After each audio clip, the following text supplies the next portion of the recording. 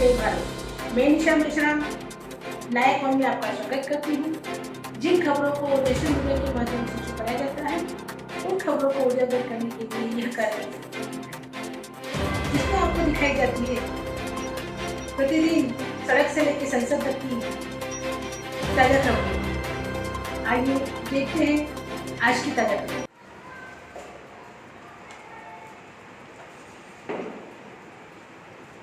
कई दिनों से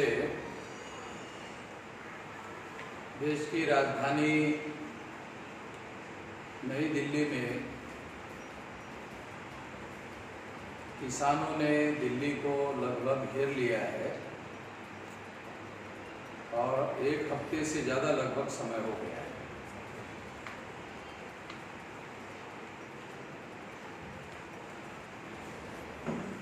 तो इस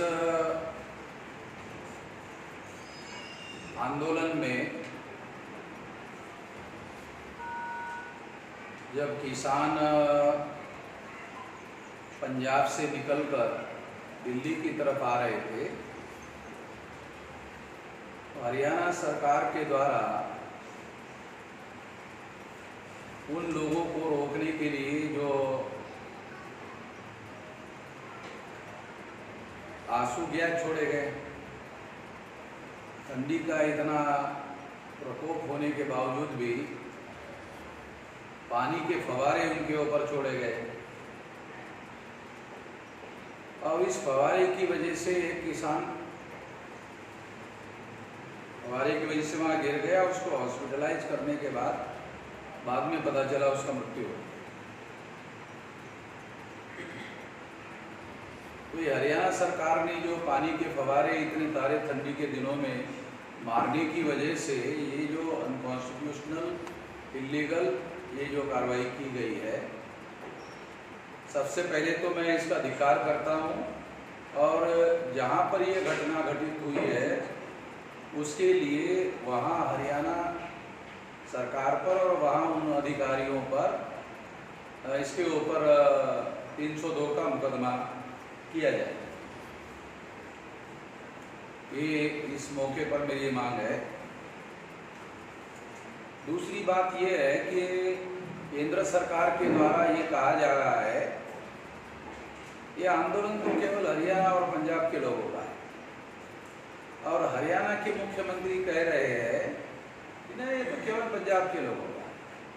केंद्र सरकार कम से कम ये कह रही कि नहीं हरियाणा और पंजाब का है, मगर हरियाणा के मुख्यमंत्री कह रहा है कि हरियाणा के तो किसान इसमें शामिल ही नहीं है।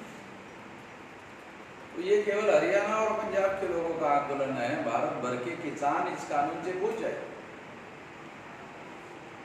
तो ये आंदोलन किसानों का हरियाणा और पंजाब के किसानों का केवल आंदोलन नहीं है, ये देशव्यापी आंदोलन है और ये देशव्यापी आंदोलन है। सारे देश के किसान इसमें किसानों में असंतोष है और इसलिए हम लोग ये जो कुप्रचार किया जा रहा है कि केवल 2 राज्यों का आंदोलन है, ये कैसा झूठ है ये सिद्ध करने के लिए हम लोग आज की तारीख 3 तारीख है, 5 तारीख को किसानों का देशव्यापी आंदोलन है। उस आंदोलन को भी हमारा समर्थन है और ये समर्थन केवल मात्र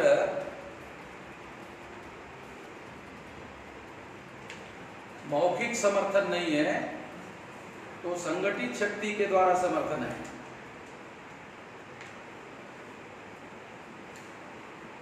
और 6 तारीख को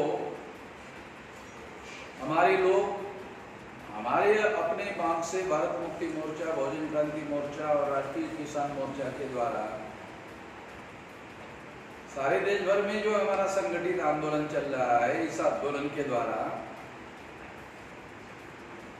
ये सिद्ध करने के लिए कि सारे देश के किसान के मन में असंतोष है, ये हम लोग जिलाधिकारी को निवेदन देंगे कि ये झूठा प्रोपेगेंडा है कि केवल मात्र 2 ही राज्यों का आंदोलन है, बाकी देश के किसानों का कोई आंदोलन नहीं है। तो ये हम लोग 6 तारीख को ऐसा करेंगे, 5 तारीख को ये आंदोलन हो। तीसरी बात ये है कि किसान लोगों का ये कहना है कि ये सारे कानून वापस लिए जाए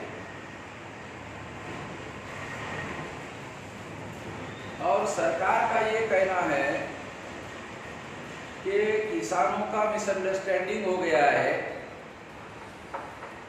तो हम किसानों को वार्ता करके समझाएंगे कि कानून कैसे तुम्हारे फेवर में है।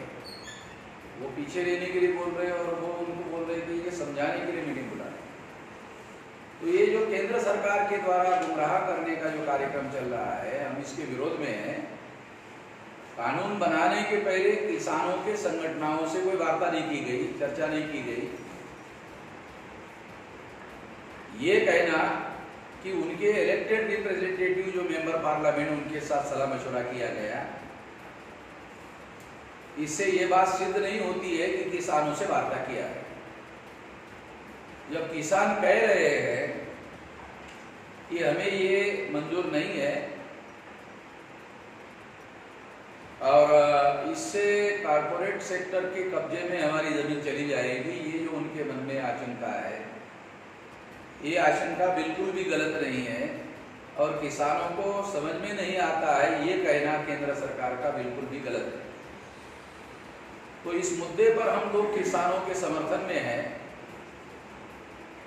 कि अगर किसान चाहते हैं देश के कि ये सारे कानून रद्द किए जाए, तो हम उनके इस समर्थन में हैं। और इसके साथ एक और बात जोड़ना चाहते हैं कि अगर किसानों के हक के लिए कोई कानून बनाए जाए तो किसान संस्थाओं के साथ सलाह मशवरा करके बनाए जाए। किसान संगठन है, उनके प्रतिनिधि उनमें हो और उसका ड्राफ्ट जो है वो किसान संगठन के लोग तैयार करें और वो केंद्र सरकार उसको मान्यता दे। ये भी हमारा इसके अंदर कहना है। दूसरी बात यह है कि यदि ये सारी बातें किसानों की मांगे मंजूर नहीं होती है तो आने वाले समय में हम लोग भारत बंद करने की योजना पर काम करेंगे। देश भर में भारत बंद करने की योजना पर काम करेंगे, मगर किसान संगठनों के साथ सलाह मशवरा करके ये भारत बंद की योजना पर हम लोग काम करेंगे। मगर अभी हमारा किसान संगठनों के द्वारा जो आंदोलन चल रहा है उसको पूरा समर्थन है और ये प्रोपेगेंडा, ये कुप्रचार है कि केवल मात्र ये 2 राज्यों का आंदोलन है। हम लोग इसका विरोध करते हैं, पूरी ताकत और शक्ति के साथ इसका विरोध करते हैं और संगठित शक्ति के साथ पंजाब के किसान ये ना समझे, हरियाणा के किसान ये ना समझे कि वो केवल उतने ही लोग आंदोलन कर रहे हैं, सारे देश के किसानों का इसको समर्थन है। ऐसा दिखाई दे, इसके लिए सारे देश भर में हम लोग जिलाधिकारी कार्यालय में जाके निवेदन देंगे और उसके बाद आवश्यकता के अनुसार इस आंदोलन को तीव्र बनाने के लिए कोशिश करेंगे। इस संबंध में मेरी ये जो लाइन है, ये लाइन मैंने बताया, मगर मैं ये चाहता हूँ कि इस प्रेस कॉन्फ्रेंस में आप लोगों के जो सवाल होंगे उस सवालों का मैं जवाब देना चाहता हूँ कि वो आप लोग सवाल पूछो तो मैं जवाब दूँ। सर, मेरा एक सवाल है कि सरकार ऐसा कह रही है कि आंदोलन का सबसे बड़ा कारण एमएसपी और मंडियों के किसानों का भ्रम है। उनको जानकारी नहीं है कि इससे किसानों का फायदा होगा। तो सर आप बताएं कि किसानों का नुकसान क्या होता है इसमें? किसानों का ये कहना है कि सरकार का ये जो कहना है कि हमने किसानों को मंडी के अलावा मार्केट में बेचने का और एक अलग ऑप्शन उपलब्ध करवाया है। तो थोड़ी देर के लिए मान लिया जाए कि मार्केट में अगर जो मंडियां है वो छोड़कर अगर किसान मार्केट में जाते हैं और मार्केट में ज़्यादा भाव उनको शुरुआती दौर में मिल भी जाता है, 1 साल 2 साल ऐसा होगा। 1 साल 2 साल ऐसा होने के बाद जो मंडियां बनाई गई है या किसान वहां बेचने के लिए जा नहीं रहे, इस वजह से वो मंडी बंद हो जाएगी। तो जो सरकारी मंडी और मार्केट, सरकार कह रही है कि ये दोनों के बीच में कंपटीशन करवा के किसानों को ज्यादा रेट दिलवाया जाए, तो ज्यादा रेट 1-2 साल तो मिलेगा। मिलने के बाद ये मंडी हो जाएगी बंद, क्योंकि वहां को किसान जा ही नहीं रहा, वो खाली मक्खियां मारने के लिए तो वहां बैठे नहीं रहेंगे, तो बंद हो जाएगी मंडी। ये किसान की आशंका है। मंडी बंद हो गई, फिर जो कंपटीशन से रेट ज्यादा मिलता था अब अकेला रह गया मार्केट। जब अकेली मार्केट रहेगी तो वो मार्केट वाले जो रेट देंगे उसी में किसानों को बेचना पड़ेगा।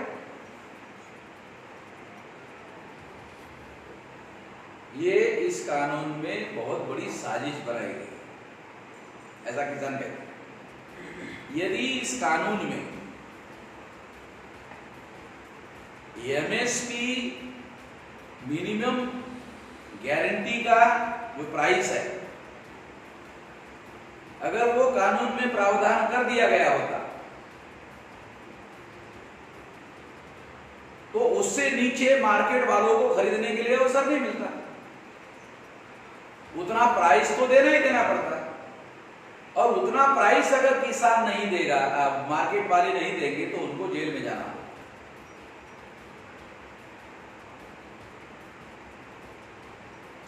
अगर ये कानून में प्रावधान होता फिर तो मंडी अगर बंद भी हो गई तो किसानों का नुकसान नहीं होता, मगर इससे किसान के लूटने का दिखने के लिए जो कानून दिखाई दे रहा है कि इसमें कॉम्पिटेटिव मार्केट और मंडी में कंपटीशन होने से जो रेट मिलेगा शुरुआती दौर पर मिलेगा, ऐसा किसानों का कहना है। हाँ मिलेगा, मगर जब ज्यादा रेट मिलने से किसान उधर जाएंगे तो मंडी बंद पड़ जाएगी और कंपटीशन खत्म हो जाएगा। कंपटीशन खत्म होती ही रेट मार्केट वाले जो लोग हैं वो जो चाहे उसमें लूटने का, फिर तो लूटने का कार्यक्रम शुरू होगा, तो ये मंडी तो बंद हो गई। ये किसानों के मन में आशंका है। ये आशंका बिल्कुल भी निराधार नहीं है। सरकार का क्या कहना है इस पर? नहीं कि एमएसपी बंद नहीं होगी, मगर ये तो केवल आपका आश्वासन है ना, हमेशा के लिए नरेंद्र मोदी थोड़ी रहने वाला है। जब आपने कानून बनाया तो कानून में एमएसपी क्यों नहीं डाला? आप किसानों का भला ही चाहते हैं ना, तो भला चाहने वाला कानून जो है एमएसपी, उसमें कानून के अंदर क्यों नहीं डाला? ये दिखने के लिए कानून जो है किसानों को आजादी दे रहा है कि आप जहां जाओ वहां बेचो, मगर ये 1 एकड़ वाला, 2 एकड़ वाला, 3 एकड़ वाला, वो कहां जाने वाला है मार्केट? एक राज्य से दूसरे राज्य में भी जा सकते हो। केंद्र सरकार ने कहा पंजाब का किसान महाराष्ट्र में, बॉम्बे में आकर बेच सकता है। हाँ बेच सकता है, कानून में कोई रुकावट जो थी वो खत्म कर दी गई, मगर कौन 1 एकड़ वाला, 2 एकड़ वाला, 3 एकड़ वाला, ऐसी जो जमीन रखने वाले लोग हैं किसान ऑल इंडिया में 94% है, और 6% ही ऐसे किसान हैं जो एक जिले से दूसरे या एक राज्य से एडजॉइनिंग राज्यों में ज्यादा रेट अगर मिल रहा है तो वहां जाकर बेचने के लायक है। तो ये तो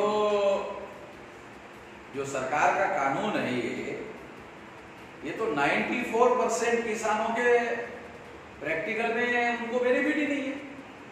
आज के तारीख में भी जो मिनिमम गारंटीड जो प्राइस है वो 100% खरीदारी तो भारत सरकार कर नहीं रही है। आज भी मार्केट में किसानों को अपना सामान बेचना पड़ रहा है, माल बेचना पड़ रहा है, और वो मिनिमम गारंटी से बहुत कम में बेच रहे हैं 94% लोग।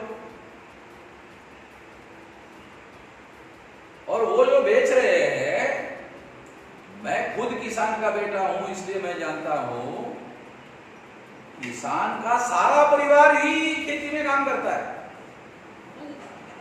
किसान का सारा परिवार काम करता है खेती में।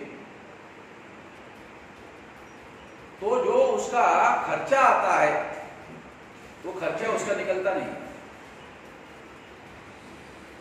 और रेट जो है गिरा कर वो जो सब बिचौलिए होते हैं वो सब गिरा कर ही खरीदारी करते हैं।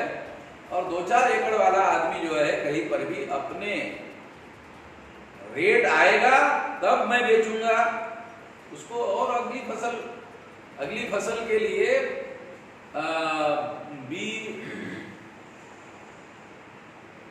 बीज जो है खरीदने होते हैं,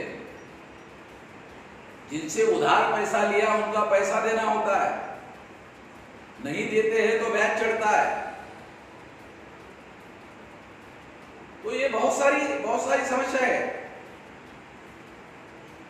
इन सारी समस्याओं का कोई समाधान इन कानूनों में नहीं। दूसरा आशंका जो किसानों के मन में है, कॉन्ट्रैक्ट फार्मिंग। तो इसका मतलब ये है कि जब किसान जो उनकी जमीन है, वो जमीन जो है जब उनको बेनिफिट नहीं होगा ऐसे हालात में, तो किसान मजबूर हो जाएगा कॉन्ट्रैक्ट फार्मिंग में उनको देने के लिए।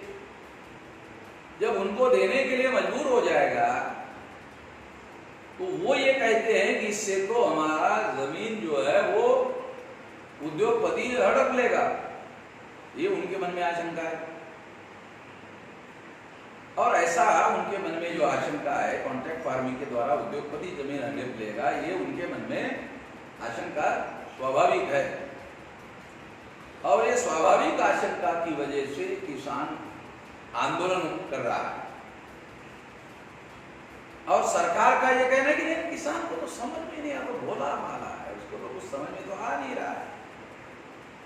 और कांग्रेस वाले और दूसरे लोग जो है उनको बहका रहे हैं।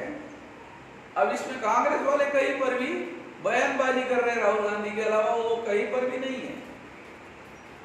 तो कांग्रेस का कार्यकर्ता जो है इस तरह के आंदोलन में सहभागी नहीं हो सकता, क्योंकि वो फवारे खाने का तो सुविधा होगी आंदोलन वाला, पब्लिसिटी वाला, 50-100 लोग इकट्ठा करने का और फ्रंट पेज में छपवा कर लाने वाला उनका वो प्लान वाला मामला रहता है। उतना ऐसे आंदोलन नहीं कर सकते एक हफ्ता पर लगातार। वो बता रहे रेलवे ट्रैक्टर में 6 महीने का राशन पानी लेकर यहाँ हम लोग आए हुए हैं पूरी तैयारी से, अपना खाना वाना सब डेली वाली हम ये करके।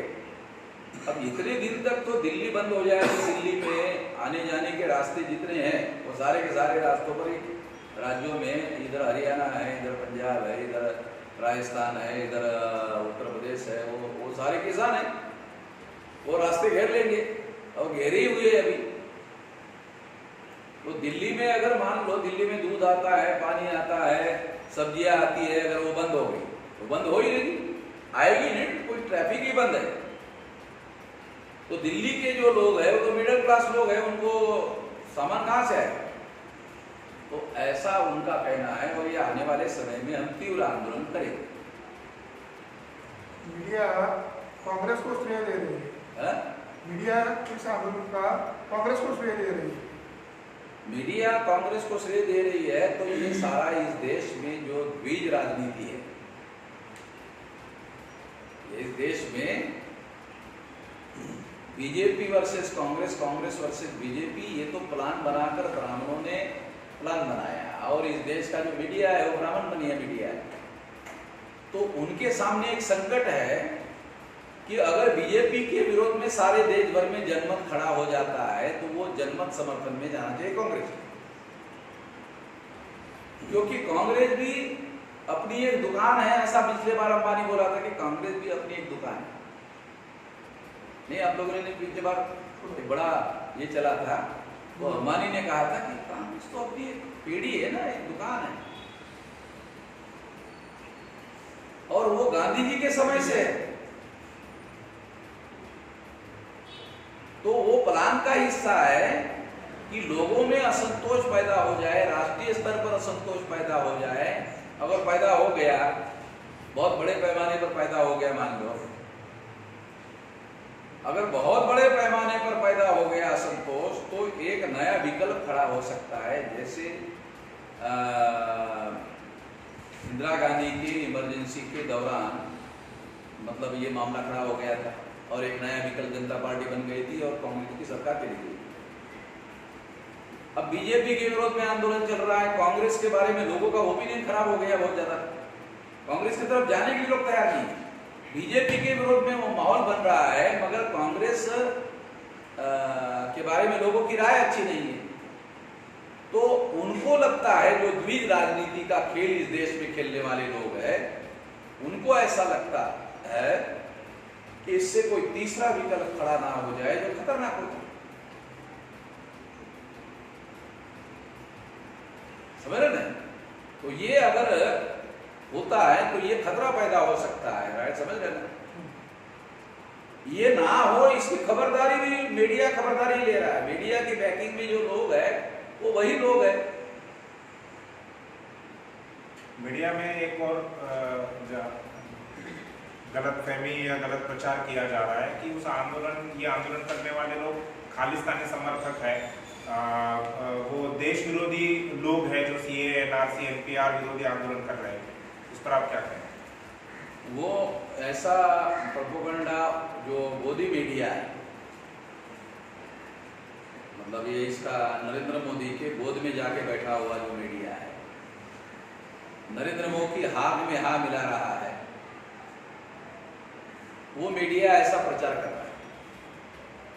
अब आप लोगों ने एक दो दिन पहले जब इधर फवारे मारा जा रहा था, इधर आंदोलन चल रहा था किसानों का, तो नरेंद्र मोदी वाराणसी में वो ऐसे ऐसे थिरक रहा था, ऐसे ऐसे। तो एक यूरोप में ये कहानी बताई जाती है कि जब संकट आया था लोगों पर, तो नीरो जो है फिडल, रोम का, तो वो फिडल बजा रहा था। नीरो जो है वो फिडल बजा रहा था, फिडल बजा रहा था। रोम पर जब संकट आ रहा था तो वो फिडल बजा रहा था। उसने सामना करना चाहिए था तो वो फिडल बजा रहा था, मनोरंजन कर रहा था। तो नरेंद्र मोदी भी वो नीरो की औलाद है, क्योंकि उधर वो संगीत बज रहा है, ऐसे ऐसे कर रहा है, और वो दिखा है, वो इसमें टीवी पर दिख रहा है, आप लोगों ने भी देखा होगा। तो ये नीरो की औलाद है, ऐसा दिखाई दे रहा है। यानी उनको हैरान करने वाली बात है कि देश की कैपिटल को घेरा गया है, देश के प्रधानमंत्री को पहले नंबर की चिंता करनी चाहिए। स्वामीनाथन कृषी आयोग लागू करा अशा बऱ्याच वर्षापासून शेतकऱ्यांची मागणी आहे, परंतु सरकार त्यावर जर टाळाटाळ करते तर यामध्ये काय षडयंत्र असू शकतं? क्या बोल रहे हैं? हिंदी बोल। स्वामीनाथन कृषि आयोग लागू करने के लिए कृषि शेतकरी आंदोलन कर रहे थे और मांगनी कर बहुत साल से, तो सरकार वो लागू नहीं कर पा रही है, तो इसके पीछे क्या षड्यंत्र हो सकता है? स्वामीनाथन का क्या कहना है कि जो प्राइस, जो खर्चा किसानों को फसल निकालने के लिए आता है, उसका 1.5 गुना किसानों को दिया जाए। किसानों को सब्सिडी देने की जरूरत नहीं, किसी भी चीज में सब्सिडी देने की जरूरत नहीं है, बिजली में देने की जरूरत नहीं है, और अलग अलग तरह की जो सब्सिडी दी जाती है, किसी भी तरह की सब्सिडी देने की जरूरत नहीं है। किसानों का जो फसल निकल रहा है उसका 1.5 गुना उसको रेट दे दो। 1.5 गुना रेट देने के बाद वो मतलब 1 रुपया अगर उसका खर्चा आ गया, 1.5 रुपया उसको मिल गया। 1 लाख रुपया उसका खर्चा आ गया, 1.5 लाख रुपया उसको मिल गया, तो 50,000 रुपये आ गया ना उसके पास। तो 50,000 रुपया आ गया 1 एकड़ पर, मान लो 1.5 लाख आ गया, 10 इस पर आ गया है 15 लाख आ गया, तो 5 लाख रुपये उसके पास इनकम हो गया। तो वो बिजली का बिल भी देने के लिए अपने लेवल पर तैयार है, उसको और भी कोई सब्सिडी देने की जरूरत नहीं है, उसके पास पैसा आ गया। तो ऐसा पैसा आने की वजह से क्या होगा, वो जो जिनके पास पैसा आ जाएगा वो इंडिपेंडेंट हो जाएगा, आज़ाद हो जाएगा। और आज़ाद हो जाएगा, उसके पास अगर हर साल 10-20 साल का 5-5 लाख के हिसाब से 20-25 लाख 50 लाख रुपए उसके बाद जमा हो जाएगा। फिर वो बोलेगा मैं किसानी जिंदगी पर रहूँ क्या, मैं एमएलए नहीं बन सकता। तो राजनीति में दखलंदाजी करने का कोशिश करेगा, तो राजनीतिक दखलंदाजी, क्योंकि ये बहुत संख्यक है गांव में। आपको याद होगा जब कांग्रेस आज़ादी मिलने के बाद जब कांग्रेस ने चुनाव निशान बनाया, तो चुनाव निशान जो है किसानों के वोट हासिल करने के लिए, संगठन ब्राह्मणों का। जवाहरलाल नेहरू का बाप दादा कभी किसान नहीं था, मगर वो कांग्रेस पार्टी का जो चुनाव निशान था वो बैल जोड़ी थी। याद है आपको? हाँ, मुझे याद है, क्योंकि हम लोग बचपन में जो है ना बैल जोड़ी, तो कांग्रेस में संगठन कांग्रेस और विवाद हो गया, तो वो विवाद होने से वो ये हो गया। तो फिर इसके बावजूद भी वो किसानों से रिलेटेड ही मामला आ गया, गाय वासु, गाय बच्चा, वो भी किसानों के साथ रिलेटेड, ठीक है। और दूसरे जैसे चौधरी चरण सिंह है और दूसरे बहुत सारे लोग हैं। महाराष्ट्र में जो किसान मजदूर पार्टी थी, शेतकरी पार्टी थी, उन्होंने भी किसानों की बैलजोड़ी वाला ही वो खटा उनका चुनाव निशान। चौधरी चरण सिंह का जो है कंधे पर किसान ने हल उठाया हुआ है, वो हलधारी किसान है। तो किसानों के जो चुनाव निशान बनाए गए थे, वो किसानों के वोट के आधार पर चुनाव जीता जा सकता है, इसके आधार पर। अब ये जो है, इससे उनको ऐसा डर लगता है कि अगर ये बहुसंख्यक समाज है, गांव में ये ऐसा समाज है जिनके खेती पर काम करने के लिए मजदूर है, तो वो अपने खेती पर मजदूर लोगों को काम देते हैं, तो वो उनके भी वोट हासिल कर सकते हैं। तो इससे तो देश की राजनीति में इनकी दखलंदाजी बहुत ज़्यादा बढ़ जाएगी और कब्जा हो जाएगा। तो स्वामीनाथन लागू नहीं हो रहा है, उसके पीछे राजनीति का बहुत दूर का खेल है। और भारत की राजनीति चलाने वाला जो द्विज वर्ग है, ब्राह्मण वर्ग है, वो ये सोचता है कि हमारे नियंत्रण में रहे ये सारी राजनीति, अगर हमारे नियंत्रण में रहे तो वो किसानों को डिपेंडेंट रखता है। उसकी सारी पॉलिसियां जो है डिपेंडेंट रखने की। भारत को आत्मनिर्भर बनाना है नरेंद्र मोदी को, किसान आत्मनिर्भर नहीं होना चाहिए। किसान आत्मनिर्भर होगा, अभी जैसे नरेंद्र मोदी, ये भी कोई किसान का बेटा तो है नहीं। तो इस तरह से ये सारा खेल है, उसके पीछे योजना है, और इस वजह से ऐसा हो रहा है। इस आंदोलन में ठोस विचारधारा, सामाजिक, आर्थिक और राजनीतिक कोई कार्यक्रम नहीं दिखाई देता। इसकी वजह से ये आंदोलन भी कुचला जा सकता है। जैसे भारत में पबना आंदोलन, टूका आंदोलन, मोपला आंदोलन, ये सारे आंदोलन कुचले गए किसानों के आंदोलन में। आज़ादी के पहले? अभी क्या है कि केंद्र सरकार अभी तक ऐसा नहीं लगा कि केंद्र सरकार इनकी कोई बात मानने के लिए राजी है। केंद्र सरकार की लाइन क्या है? नहीं है, मिसअंडरस्टैंडिंग है। आ जाओ, हम बात करने के तैयार है और आपका जो मिसअंडरस्टैंडिंग है वो दूर करनी है। आप अखबार में पढ़ रहे हो, किसान लोग ये नहीं कह रहे ये कानून पीछे ले लो, ये मिसअंडरस्टैंडिंग वगैरह नहीं है, वो बोल रहे। तो उनकी कोशिश ये है कि लोगों का ये आंदोलन थोड़ा ज्यादा लंबा चलेगा तो फर्स्टेड होकर ये लोग ये आंदोलन पीछे हट जाएगा। उनके तरफ से ऐसी प्लानिंग चल रही है। हो सकता है बल प्रयोग करने का भी प्लानिंग हो। बल प्रयोग दो स्थिति में खतरनाक होगा, क्योंकि ये धीरे धीरे इंटरनेशनल कनाडा के प्रधानमंत्री ने भी बयान दिया, तो क्योंकि पंजाब के बहुत सारे लोग जो है विदेश में गए हुए हैं तो वो वहाँ इशू बन रहा है। और यहाँ जो है वो पंजाब और किसान, पंजाब और हरियाणा का ही मामला नहीं है, ये मामला देशव्यापी है।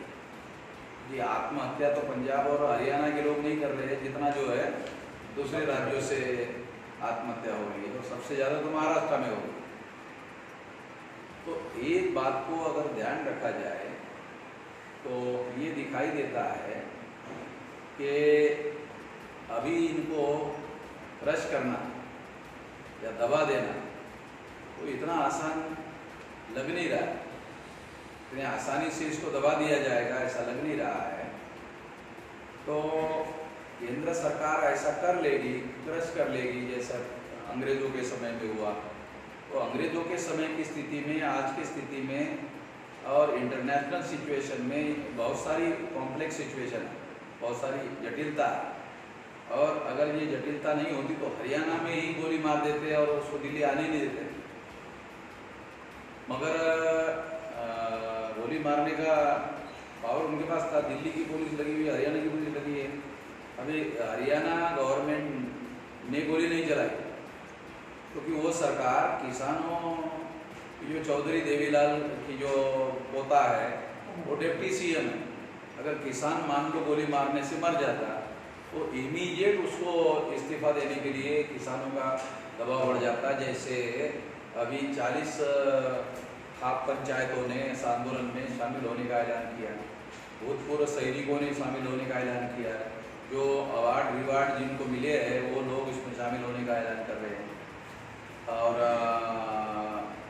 हो सकता है कि हरियाणा की जो सरकार है उसका अगर मतलब ये तो वो सरकार गिर जाएगी और फिर कांग्रेस और इन लोगों की सरकार बन जाएगी, ऐसा भी हो सकता है। राजस्थान में हनुमान बेनीवाल जो है बीजेपी गठबंधन में, उसने भी ऐलान किया कि अगर किसानों की बातें नहीं मानेंगी तो हम लोग भी बीजेपी एनडीए गठबंधन से बाहर हो जाएंगे। तो परिस्थिति है जटिल है। और 2021 में पंजाब में चुनाव है। गोली मारने से तो फिर पंजाब में बीजेपी को घूमना फिरना मुश्किल हो जाएगा। और बंगाल में अगर यहाँ तो बंगाल के किसान उठ के खड़े हो जाएंगे। तो इतना आसान है नहीं दबा देना, क्रश कर देना।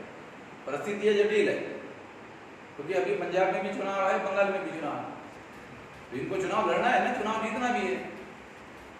जस्टिन तो ये शो भी ये जो है ये शो भी नहीं कर रहे हैं ऐसा कि हम लोग क्रश कर रहे हैं।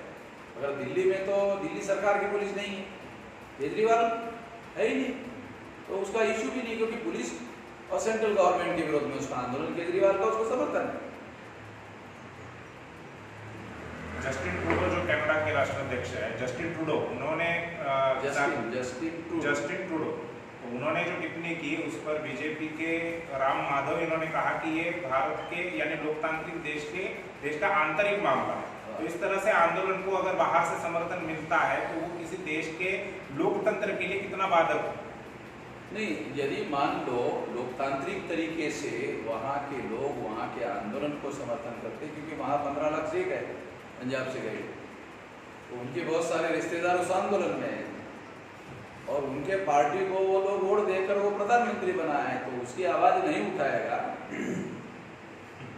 तो उसने उसकी आवाज उठाया। तो वो कोई आंतरिक बात में हस्तक्षेप कर रहा है ऐसा लग नहीं रहा, क्योंकि वो एक मर्यादा में बयान दिया है। किसानों के आंदोलन का जो न्यायपूर्ण आंदोलन है उसका केवल समर्थन कर रहा है, उसके अलावा उसने कुछ नहीं किया, ये बयान दिया है।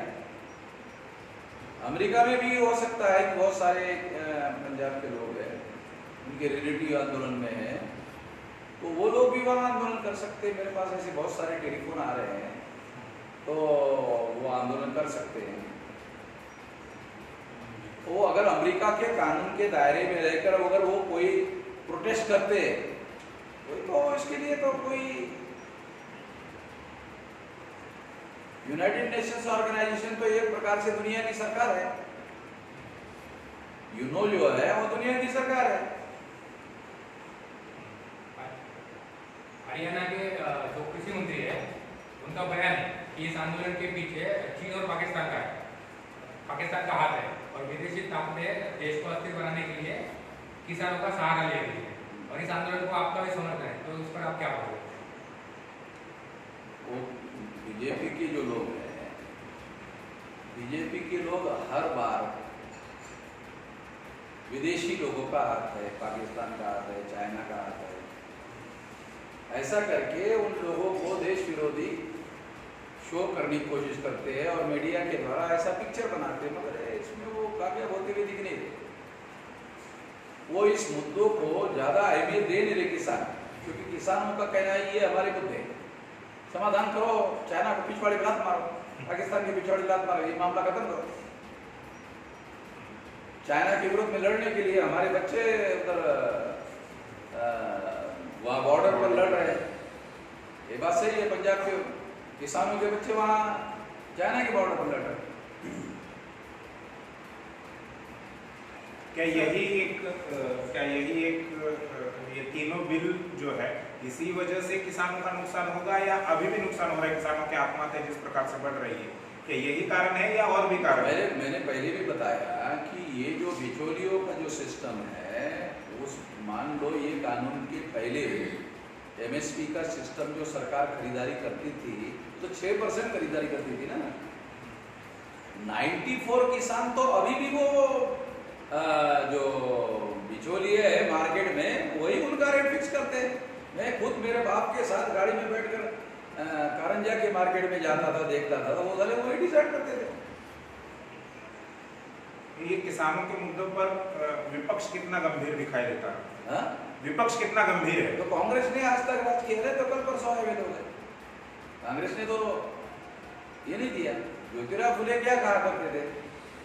शेठजी और भटजी किसानों के दो दुश्मन हैं। अगर आप ज्योतिराव फुले का लिटरेचर पढ़ो तो शेठजी और भटजी, तो शेठजी का मतलब है व्यापारी, बनिया है, और भटजी का मतलब है ब्राह्मण। तो किसानों ने ज्योतिराव फुले ने जो कहा उसके विरोध में भटजी यानी जवाहरलाल का समर्थन किया, बनिया ने गांधी का समर्थन किया, और जब वो सरकार में आए शेठजी और भटजी, तो किसानों के पिछवाड़े पर दूध लात मारा। तो ये तो ज्योतिराव फुले ने जो कहा था तो सही है नहीं? उन्होंने इस व्यवस्था में कोई बदलाव तो किया नहीं।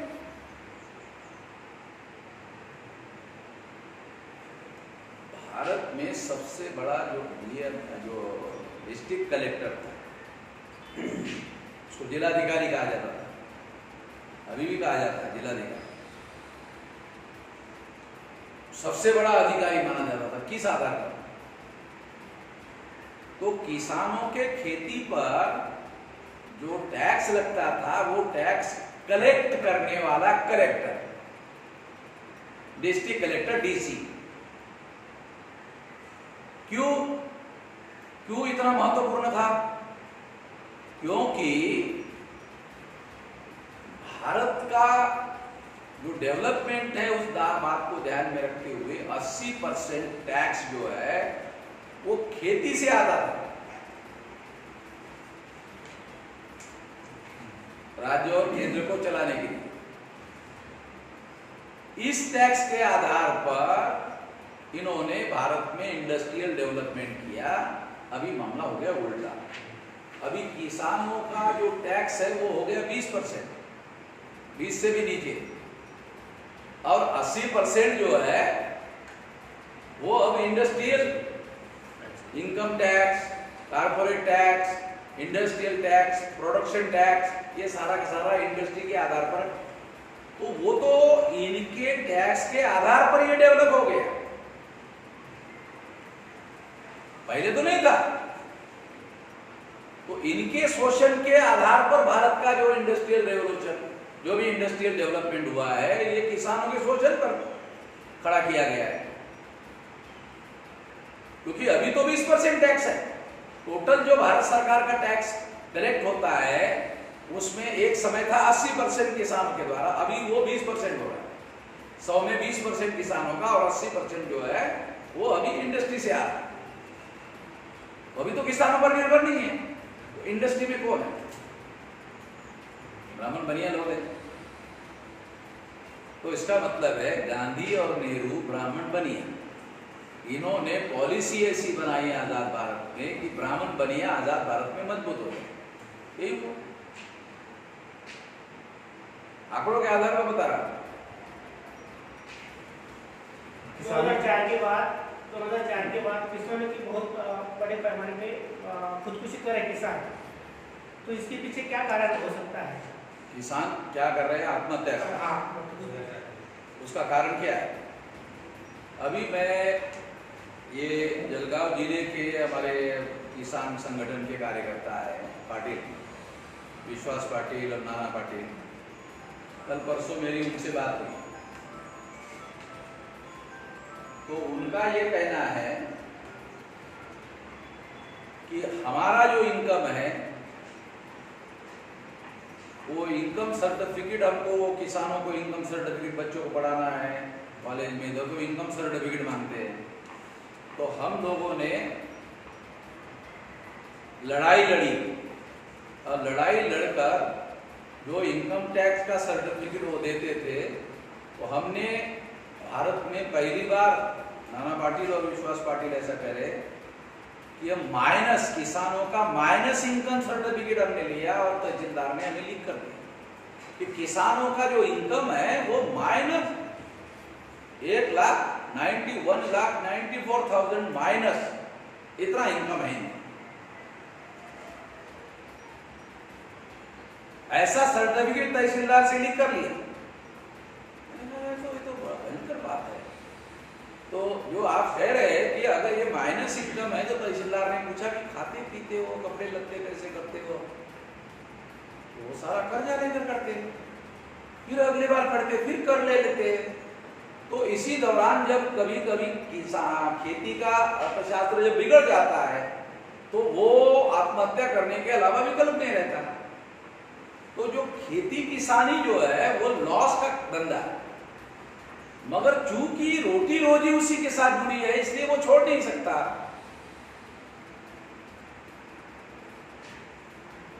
ये मामला है। मान लो एक आध साल जो है बरसात नहीं आई, हो गया, अर्थशास्त्र बिगड़ गया, क्योंकि वो फसल निकलेगी तो फिर बेचकर उसका पैसा देंगे, फिर पैसा देने के बाद फिर भीड़ ले लेंगे, ऐसा चक्र चलाते हैं ना। मगर फसल चली गई, बरसात खत्म हो गई, बरसात नहीं आई, हो गया, अर्थचक्र बिगड़ गया। वो अर्थचक्र का जो बैलेंस बिगड़ने के बाद वो, और किसान जो है वो मेहनत करके खाने वाला आदमी, तो स्वाभिमानी है। अगर उसके घर में बैंक वाला, पुलिस वाला कर्जा वसूली करने के लिए आए तो वो अपनी बहुत बेइज्जती मानता है। गांव में बहुत बेइज्जती मानते लोग। अगर कोई उसके ढोर डंगर को नीलामी कर रहा है तो किसान मेहनत करके पैसा कमा कर खाने वाला आदमी होने की वजह से वो स्वाभिमानी है, तो उनको बहुत ज्यादा बुरा लगता है। तो वो जो आदमी है वो फिर सुसाइड कर लेते, मेरा जो जानकारी। केरल के कुछ सर वर्तमान संसद में 25% सांसद ऐसे हैं जो खुद को किसान कहते हैं, लेकिन इन 25% सांसदों में से 1% सांसद भी है जो किसानों का ना तो समर्थन कर रहे ना उनके समर्थन में उठते, तो इस पर आप क्या कहेंगे? They are all nominated representative by Brahmins party. वो सारे के सारे नॉमिनेटेड रिप्रेजेंटेटिव है, कांग्रेस ब्राह्मणों की पार्टी, बीजेपी ब्राह्मणों की पार्टी, और इन पार्टियों के हैं वो मेंबर, और उन्होंने उनको टिकट दिया, उसके बाद वो जीत कर आए, तो वो उनके नॉमिनेटेड लोग हैं, उनके विरोध में बोलने की उनकी कोई औकात नहीं है, हिम्मत नहीं है, नॉमिनेटेड मेंबर है। एंड दोज हु नॉमिनेट, जिन्होंने उनको नॉमिनेट किया उसके विरोध में कैसे बोलेंगे? नॉमिनेट करने वाले जो लोग हैं वो तो मालिक हो गए ना, समझ में आ रहा है? वो तो मालिक हो गए, तो मालिकों के लोग हैं ये, उनके विरोध में बात नहीं कर सकते। जैसे SC/ST के 131 मेंबर पार्लियामेंट है, कोई बोलता है कितने अत्याचार होते हैं? बोलता है? कोई नहीं बोलता है, वो भी नॉमिनेटेड रिप्रेजेंटेटिव। ये जो आंदोलन चल रहा है वहाँ पे जो महिलाएं आ रही हैं, तो जो कंगना रावत है उसने बोला कि जो महिलाएं हैं वो 100 रुपए लेके वहाँ पे गई थी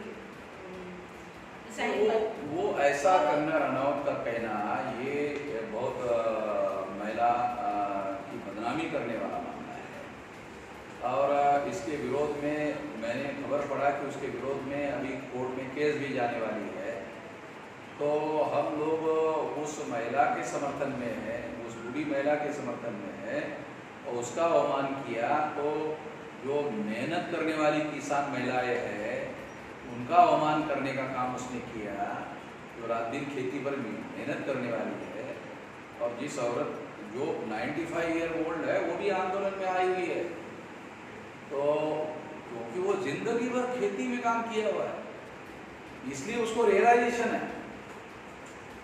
ऐसा गांव देहात में ऐसा कहा जाता है कि जमीन उनकी माँ है। इस तरह से लोग केवल जमीन को वो खेती नहीं मानते, केवल जमीन का टुकड़ा नहीं मानते, वो उसको इस तरह से इमोशनल जुड़े हुए, एक तो उसकी जन्म देने वाली माँ है, और दूसरा पालन पोषण करने वाली जो खेती है वो उसको भी वो माँ ही मानते।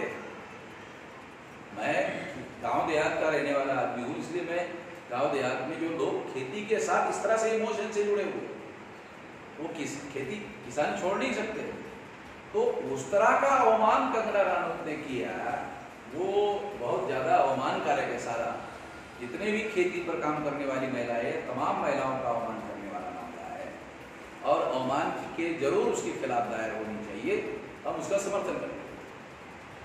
किसानों का एक आरोप ये भी है, हाँ, किसानों का आरोप है कि सरकार किसानों की जो बैठक हो रही है उसमें फूट डालने के लिए जो बाहर के कुछ प्रतिनिधि हैं उनको शामिल नहीं होने दे रही, जैसे कि योगेंद्र यादव जी के साथ में होगा। क्या यह सही है कि सरकार फूट डालना चाहती है? किसानों का ही ऐसा ओपिनियन है। मान लो योगेंद्र यादव को नहीं आने दे तो योगेंद्र यादव नाराज हो जाएगा, किसान के आंदोलन से हट जाएगा। मगर योगेंद्र यादव ने ही कहा अगर वार्ता होती तो ठीक बात है, अगर मुझे नहीं आने के लिए मना कर रहे तो मैं आपके समर्थन में हूँ। वो तो समझदार, तो समझ में आ रहा है उसको। मगर उनको जब उसने ये कहा कि ये तो तोड़फोड़ करने वाला मामला, आपस में लड़ाई झगड़ा लगाने वाला मामला है, मगर योगेंद्र यादव लड़ाई झगड़ा नहीं करेगा क्योंकि वो युवकों के लिए कोई लड़ नहीं रहा है, इस वजह से। मगर किसानों का ओपिनियन तो बन गया कि ये सरकार जो है आपस में, हमारा किसानों के आपस में झगड़ा लगाना चाहता है, ऐसा ओपिनियन बन गया ना, किसानों का ही ओपिनियन है। जब किसानों का खुद ओपिनियन है तो उनके पास कोई डाटा होगा, जानकारी होगी, तो इसलिए वो गलत कह रहे हैं किसान, ऐसा मैं नहीं मानता। क्योंकि ये कंट्रोल नहीं हो रहा है सरकार अभी तक सरकार जो है इस आंदोलन को कंट्रोल करता हुआ कहीं दिख नहीं रहा। उल्टा किसानों ने दिल्ली को घेरा हुआ है, ये चित्र बन रहा है। अभी तक जो चित्र है, जो पिक्चर है, तो किसानों ने वो दिल्ली को आने वाले सारे रास्ते बंद कर दिए और धीरे धीरे ये आंदोलन आगे बढ़ेगा, बढ़ सकता है। 1 दिसंबर को किसानों के जो संगठन थे उनके साथ सरकार की बैठक हुई, 2 घंटे की बैठक हुई, कोई नतीजा नहीं निकला। आज फिर से बैठक चल रही है। क्या इस प्रकार से बैठकों से ये मामला सुलझेगा या सरकार को खुद होकर इस पर कुछ पहल करनी चाहिए? ये सरकार ने ही किसानों को, प्रतिनिधियों को कहा कि वार्ता होनी चाहिए और आपकी जो समस्या है उसका वार्ता करके समाधान होना चाहिए। मीडिया वाले भी कह रहे हैं आप वार्ता करने के लिए राजी नहीं हो रहे, आपको वार्ता करके आपकी समस्याएं केंद्र सरकार के सामने रखनी चाहिए और समाधान करना चाहिए। तो किसानों का जो स्टैंड है वार्ता करने का केंद्र सरकार के साथ, वो गलत नहीं है। वो वार्ता करना चाहिए, अपनी बात सरकार को कहनी चाहिए। सरकार नहीं मानती है तो अपना आंदोलन स्टेप बाय स्टेप आगे बढ़ाना चाहिए। ये तो प्रूव हो गया कि किसान संगठनों के साथ और किसानों के साथ वार्ता करके ये कानून नहीं बनाया। अगर ये कानून किसानों के साथ वार्ता करके बनाया गया होता तो फिर किसान रास्ते पर आते ही नहीं। अब इसमें क्या है, किसान खुद ही उनके संगठन है और उनके खुद ही नेता है। लेबर लोगों का ऐसा नहीं है। लेबर लोगों के जितने यूनियन है सब ब्राह्मणों के, उन्होंने एक दिन प्रोटेस्ट किया, हो गया। मतलब समस्या तो वैसी की वैसी है। 27 कानून रद्द कर दिए लेबर लॉ, केंद्र सरकार ने 27 कानून रद्द कर दिए। ये जो 27 कानून रद्द कर दिए ये लेबर लोगों के फेवर में थे और एक दिन का प्रोटेस्ट करके लेबर लोगों ने, क्योंकि उनके नेता ब्राह्मण है, तो वो उतना ही कर रहे हैं जितना उन लोगों के सरकार के फेवर में है। और वो ये शो कर रहे हैं कि देखो भाई आपका आंदोलन तो चला रहे। और लेबर लोगों को राजनीति समझ में नहीं आती है तो उनको क्या लगता है, सरकार नहीं मान रही, क्या करे। जो यूनियन चलाने वाले लोग हैं लेबर लोगों के, वो सरकार को क्या कह रहे हैं, आपको जो करना है करो, आपको जो करना है हम करते हैं, आप अपना चलाओ हम अपना चलाते, एक दिन के लिए, बाकी तो तुम्हारे दिन तुम्हारा चलाना है। अगर ऐसा नहीं चलाएंगे तो ये लेबर छोड़कर वामन में इस्लाम के साथ चले जाएंगे, तो बहुत बड़ा संकट खड़ा हो जाएगा। अगर लेबर लोगों की लड़ाई हम नहीं लड़ेंगे तो ये तीसरा खौफ देखेंगे ना, कोई और रास्ता निकालेंगे, कोई और संगठन में कोई और आंदोलन स्वीकार कर लेंगे और वो जो आंदोलन होगा वो उन्हीं लोगों के लेबर, उन्हीं लोगों के नेता। फिर तो वो आंदोलन ऐसा नहीं करेंगे एक दिन करके छोड़ दिया। अगर सरकार राजी होती है किसानों से बात करने के लिए तो क्या राजी नहीं, बाकायदा एक बार बात हो गई, दूसरी बार आज बात है, दूसरी बार बात हो गई, वार्ता हो रही ना। समस्या का सेंट्रल गवर्नमेंट बोल रही है आपका मिसअंडरस्टैंडिंग है, ये बोल रहे कानून की जगह तो क्या एमएसपी को कानून का हिस्सा बनाएगी सरकार? कानून का हिस्सा बनाएगी एमएसपी को? मैं तो कोई सरकार हूँ नहीं, मैं सरकार क्या प्रतिनिधि भी नहीं हूँ, सरकार की तरफ से बोल नहीं सकता। अभी तो किसान बोल रहे हैं, अभी एमएसपी का भी मामला नहीं है, हमारा ये कई मामला है क्लियर है। पहले वो कुछ लोग जो है वो एमएसपी की बात करते थे, अभी तो वो रहने नहीं, ये सारा पीछे रहता और किसानों के साथ सलाह मशवरा करके नए कानून। ये क्या ये 3 कानून नई आर्थिक नीति को मजबूत करने के लिए? हाँ, उसके लिए कारपोरेट फार्मिंग जो है, अभी समस्या क्या है, मान लो बहुत बड़ा धन पैदा हो रहा है कारपोरेट सेक्टर के पास, तो धन इन्वेस्ट कहाँ करें, कहाँ इन्वेस्ट करें? तो इन्वेस्ट करने के लिए अलग अलग एरिया ओपन करना पड़ेगा ना।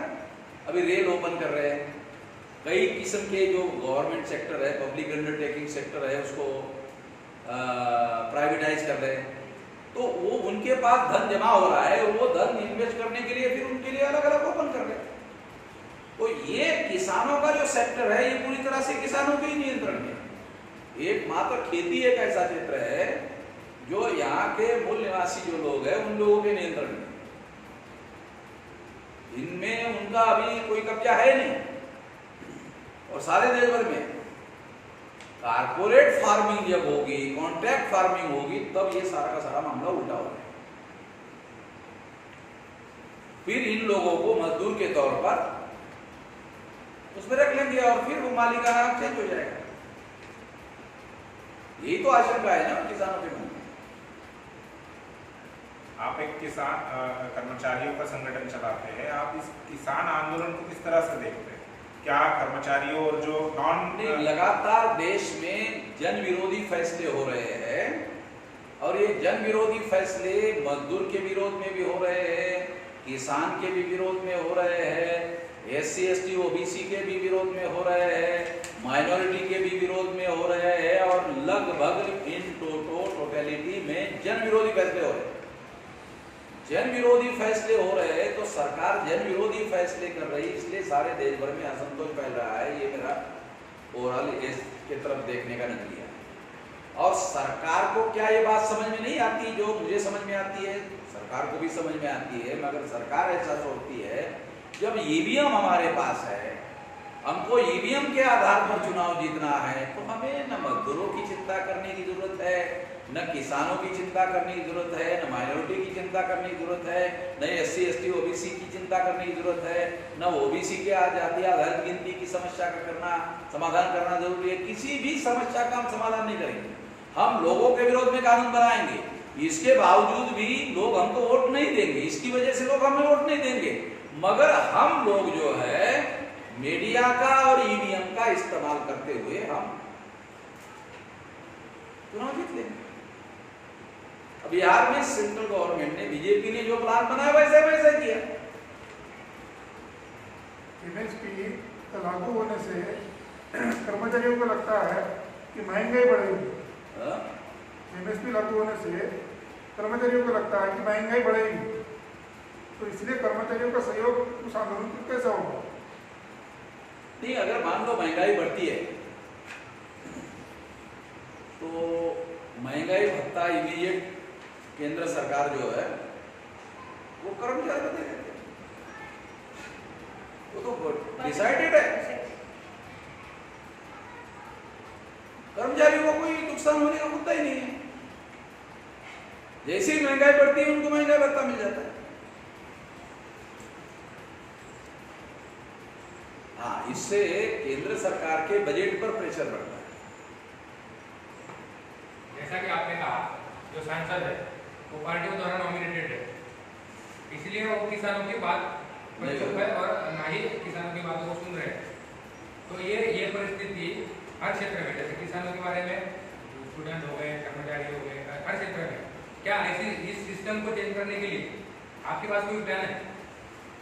देखो, देशव्यापी आंदोलन करना, ये विकल्प खड़ा करने के लिए तो हम लोग खड़ा कर रहे हैं। देशव्यापी संगठन बनाया क्योंकि ये पूर्व शर्त है जन आंदोलन। फिर उसको राष्ट्रव्यापी संगठन बनेगा, फिर राष्ट्रव्यापी आंदोलन होगा और फिर आंदोलन को जन आंदोलन में रूपांतरित कर दिया जाएगा, तो विकल्प खड़ा होगा। यही हुआ था अंग्रेजों के विरोध में गांधी जी ने किया था। इस तरीके से ही इस समस्या का समाधान होने वाला है। इसका कोई दूसरा समाधान है नहीं है। मान लो कल ये कानून पीछे ले लिए किसानों के, तो इससे सारे देश के किसानों की समस्या का समाधान हो जाएगा, ये होने वाला नहीं है। क्योंकि पहले से ही 94% किसान जो है मार्केट में ही अपना बेचते हैं और वो रेट गिराकर ही खरीदते हैं। वो जो बिचौलिए है वो रेट उनके हाथ में रेट है, वो 4-5 लोग मिलकर ये रेट फिक्स कर लेते हैं, वो उतना ही रेट देते हैं, वो रेट डिसाइड कर देते हैं। अब दूसरी एक समस्या क्या है कि किसानों की जब फसल आती है तो एक किसान की थोड़ी आती है, करोड़ों किसानों के घर में फसल आती है और वो सारी की सारी फसल जो है वो मार्केट में आती है एक पीरियड में, 8 दिन, 15 दिन, 1 महीने, वो सारी की सारी फसल आती है और वो लाना ही पड़ता है क्योंकि वो बेचकर वो पैसा देना पड़ता है जिनका उधार लिया, नहीं तो बैच चढ़ता है। किसान वो फसल अपने घर में नहीं रख सकता, ये मजबूरी है। वो मार्केट में लाएगा तो एक किसान थोड़ी लाएगा, वो सारा का सारा किसान फसल लाता है। तो जब अर्थशास्त्र का सिद्धांत है, जब मार्केट में सप्लाई ज्यादा होगा तो रेट जो है घट जाएगा। इसीलिए तो एमएसपी का मामला है। वो एमएसपी तो 6% पर ही, एमएसपी मार्केट पर लागू नहीं है, एमएसपी सरकार के लिए लागू है और सरकार लिमिटेड 5-6% खरीदती है। 94% किसान तो अभी भी मार्केट के भरोसे पर ही है, लूट तंत्र तो जारी है। असल में जो खेती में पैदा हुआ जो माल है वो कच्चा माल है। फॉर एग्जाम्पल मूंगफली, तेल निकालने वाली जो इंडस्ट्री है उसका कच्चा माल है ना। चावल की इंडस्ट्री है, तो धान निकलता है तो चावल के इंडस्ट्री में जाता है। तुअर निकलती है तो दाल के लिए, तो वो कच्चा माल है। जो इंडस्ट्री भारत में है उसका सारा कच्चा माल तो अभी कपड़े की मिल है, कपास। तो खेती की जो भी फसल होती है वो उसके ऊपर तो कच्चा माल है ना, वो उसके बाद जाता है, उद्योगपति के पास जाता है। मतलब एक किसान है और एक उद्योगपति है, इसके बीच में बिचौलिया है। अभी मार्केट में अगर मान लो 2 रुपये किलो, वो मार्केट वाला किसान से 2 रुपये किलो लेता है आलू, तो उधर 10 रुपये, 15 रुपये, 20 रुपये बेचता है। अभी 50 रुपये किलो बेच रहा है मार्केट में आलू, और इधर 10-20 रुपये से ज्यादा रेट मिलता नहीं है। बहुत बार तो ऐसी टीवी पे खबरें आई है कि किसान को ट्रैक्टर में माल ले जाने के लिए जो खर्चा आ रहा है उतना पैसा नहीं निकल रहा है, तो वो सड़क पर फेंक रहे। बहुत सारे सवाल जवाब हो गए हैं और एक सवाल और है। 2:15 बज गए हैं। सर लास्ट सवाल है, अगर सरकार तीनों कानूनों को खत्म नहीं करती है तो किसानों के पास और कोई दूसरा विकल्प है? आंदोलन को तीव्र करना, और आने वाले समय में किसान जो है वो बीजेपी को चुनाव में सबक सिखाए। इसमें आपकी क्या भूमिका रहेगी? जो हम लोग किसानों के समर्थन में, हम ऑल इंडिया में किसानों के समर्थन में करें ना, भारत बंद की योजना पर भी काम करेंगे, किसानों के संगठनों के साथ सलाह मशवरा करें। क्योंकि उनके संगठन जो है छोटे छोटे संगठन है, वो कोई संगठित रूप से बहुत बड़ा ये नहीं है। हमारे पास संगठित शक्ति है देश भर में, तो वो दोनों ताकत को अगर मिला लेते तो फिर बड़ी ताकत बनेगी। दिल्ली से पुलिस वालों का भी टेलीफोन आया था कमिश्नर के ऑफिस से मुकेश कुमार को कि वो किसानों के आंदोलन में सहभागी होने वाले, तो उनका कि अभी तो ऐसा कुछ नहीं आया मगर हो सकते, तो उनको चिंता तो है।